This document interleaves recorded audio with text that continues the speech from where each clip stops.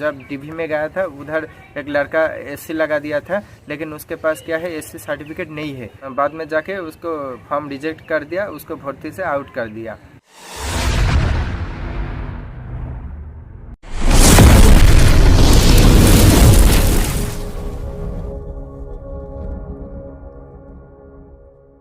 जय हिंद दोस्तों, इस वीडियो में बात करूंगा एसएससी जीडी का न्यू भर्ती को लेकर। तो दोस्तों आज का जो चर्चा का विषय है वो है post preference, photo, signature, caste certificate और एनसीसी सर्टिफिकेट को लेकर। ठीक है, तो दोस्तों एसएससी जीडी का एग्ज़ाम निकालना बहुत ही हार्ड नहीं है। आपका अंदर थोड़ा सा भी लगन है, आपने थोड़ा सा भी मेहनत की है तो एसएससी जीडी का एग्ज़ाम आराम से निकल जाएगा। ठीक है, तो दोस्तों चलते हैं। पहला जो पॉइंट है हमारा वो है पोस्ट प्रेफरेंस। तो दोस्तों मैंने कई सारी लड़के को देखा है कि उसका नंबर बहुत अच्छा है, लेकिन उसको क्या है फर्स्ट चॉइस बीएसएफ दे दिया, लेकिन उस नंबर पे उसको क्या है एसएसएफ मिल सकता था। ठीक है, उसको बीएसएफ ही मिलेगा क्योंकि उसका फर्स्ट चॉइस जो है बीएसएफ ही है। तो दोस्तों अब ये गलती मत करना, आपको पोस्ट प्रेफरेंस के बारे में पहले से जानकारी होना चाहिए, उसके बाद ही अपना क्या है पोस्ट प्रेफरेंस देना चाहिए। ठीक है, तो मैं गारंटी देता हूँ अगर आपने वीडियो को पूरा देख लिया तो आपका पोस्ट प्रेफरेंस के बारे में कोई भी डाउट नहीं बचेगा। ठीक है दोस्त, पहला जो प्रेफरेंस है वो आप एसएसएफ दे सकते हो। एसएसएफ दिल्ली एनसीआर के अंदर ही काम करते हैं। अगर किसी का घर दिल्ली का या फिर दिल्ली के आसपास है तो अपना पहला प्रेफरेंस क्या है एसएसएफ ही देना। सेकंड चॉइस आपका जो है एनसीबी को दे सकते हो, जिसका फुल फॉर्म है नारकोटिक्स कंट्रोल ब्यूरो। दोस्तों पूरा कंट्री में अगर इनलीगल तरीके से नारकोटिक्स का जो कार्रवाई होता है उसको रोकना एनसीबी का काम है। इसमें भी बहुत बढ़िया जॉब है ये, और इसमें भी आप फैमिली को साथ में रख सकते हो। और एनसीबी का जो ग्रेड पे है वो 18,000 से स्टार्ट है और बाकी सबको 21,700 है। ठीक, और तीसरा जो आपका पोस्ट प्रेफरेंस है वो है आपका सीआईएसएफ हो सकता है। और सीआईएसएफ का काम है दोस्तों इंडस्ट्रियल एरिया या फिर दिल्ली मेट्रो या फिर जो है एयरपोर्ट और बड़ा बड़ा महानगरी में क्या है सीआईएसएफ डिप्लॉयड होता है। तो आपका जो तीसरा प्रेफरेंस है वो सीआईएसएफ को दे सकते हो। ठीक है, उसके बाद जो है आप एसएसबी चॉइस में रख सकते हो। एसएसबी का काम है इंडो नेपाल और इंडो भूटान बॉर्डर पर एसएसबी का काम होता है। तो एसएसबी बहुत बढ़िया फोर्स माना जाता है। तो सीआईएसएफ के बाद जो है आप एसएसबी आपका चॉइस में दे सकते हो। ठीक है, उसके बाद जो है बीएसएफ को आप चॉइस में दे सकते हो।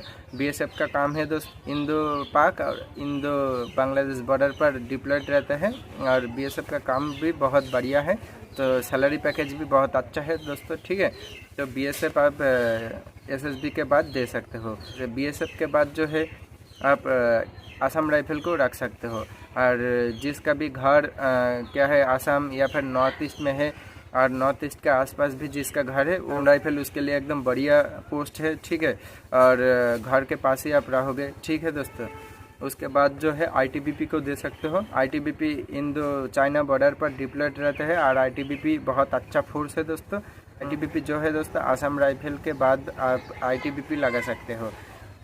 दोस्तों आखिरी में जो आपका पोस्ट बचा हुआ है वो है सीआरपीएफ। ठीक है दोस्तों, सीआरपीएफ आप दे सकते हो आखिरी में, क्योंकि नक्सल एरिया में डिप्लॉयड रहता है ज़्यादातर और इसमें रिस्क भी बहुत ज़्यादा है और इसलिए आप आखिरी में लगा सकते हो। ठीक है, मैं किसी फोर्स का दोस्तों बुराई नहीं कर रहा हूँ, सभी फोर्स अपने अपने जगह पे ठीक है, सभी फोर्स अच्छा है। ठीक है, आपका कौन सा फोर्स में जाने का जो है इच्छा है उसका अनुसार ही आपका फोर्स प्रेफरेंस देना चाहिए। ठीक है, नेक्स्ट जो हमारा टॉपिक है वो कास्ट सर्टिफिकेट को लेकर। दोस्तों 30/11/2022 के अंदर आपको कास्ट सर्टिफिकेट वो भी सेंट्रल वाला आपको होना चाहिए। ठीक है दोस्तों, तभी आपका वो क्या है वैलिड होगा, या फिर बाद में जाके दोस्तों आपका प्रॉब्लम हो सकता है, आपका फॉर्म भी रिजेक्ट हो सकता है। ठीक है, अगर किसी भी कास्ट पर टिक लगाए है तो उसका सर्टिफिकेट आपके पास होना ही चाहिए। ठीक है दोस्तों, वरना आपको बाद में क्या है फॉर्म भी रिजेक्ट हो सकता है। दोस्तों मैंने भी देखा जब डीवी में गया था उधर एक लड़का एससी लगा दिया था, लेकिन उसके पास क्या है एससी सर्टिफिकेट नहीं है। तो फिर उसको क्या है दोस्तों बाद में जाके उसको फॉर्म रिजेक्ट कर दिया, उसको भर्ती से आउट कर दिया। दोस्तों इसके बाद है एनसीसी सर्टिफिकेट। ठीक है, अगर आपके पास 30/11/2022 के अंदर एनसीसी सर्टिफिकेट आपका हाथ में है तो फिर उसको टिक कीजिए, वरना दोस्तों नहीं कीजिए, क्योंकि बाद में जाके आपका फॉर्म रिजेक्ट हो सकता है। ठीक है दोस्तों, इसके बाद देखते हैं फ़ोटो के बारे में।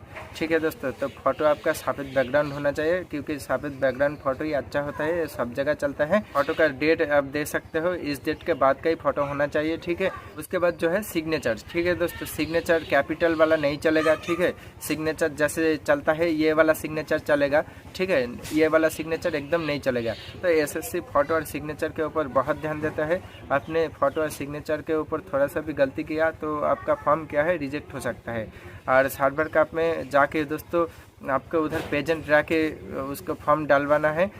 आप उधर पेजेंट ड्रा कर आपका फॉर्म डलवा कर उधर से आना है, चाहे सर्वर का जितना भी प्रॉब्लम हो।